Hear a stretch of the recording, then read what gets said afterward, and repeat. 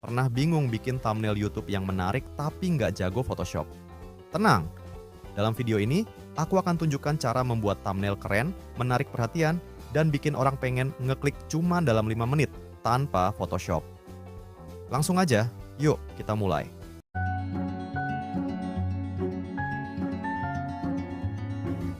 Kenapa thumbnail penting? Thumbnail itu ibarat sampul buku YouTube kamu. Mau sebagus apapun videonya, kalau thumbnailnya nggak menarik, orang nggak akan klik. Data dari YouTube menunjukkan 90% video dengan performa tinggi punya thumbnail yang menarik. Artinya, thumbnail bisa jadi penentu apakah video kamu sukses atau tidak. Nah sekarang, gimana caranya bikin thumbnail keren tanpa Photoshop? Gampang. Kita pakai tools gratis dan mudah, yaitu 1. Canva 2. Photopea, mirip Photoshop tapi online. 3. Remove code.pg, hapus background otomatis. 4. PixLR. Tapi di video ini, kita fokus ke Canva karena ini yang paling user-friendly dan cepat. Langkah-langkah bikin thumbnail di Canva. Langkah 1, buka canva.com dan buat akun gratis.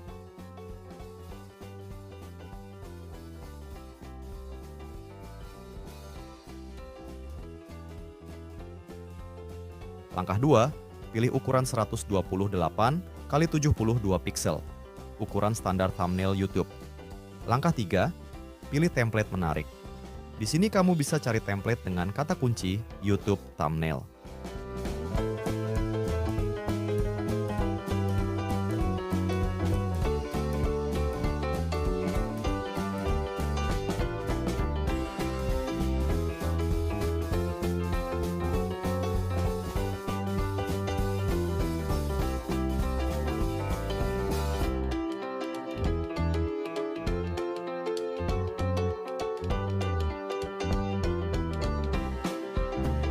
Langkah 4, ganti teks dan gambar sesuai topik video kamu. Misal kamu buat video tutorial, tulis teks besar seperti tutorial gampang. 5 menit langsung bisa. Gunakan warna kontras seperti kuning, merah, putih agar mencolok. Tips mendesain thumbnail yang CTR-nya tinggi. 1.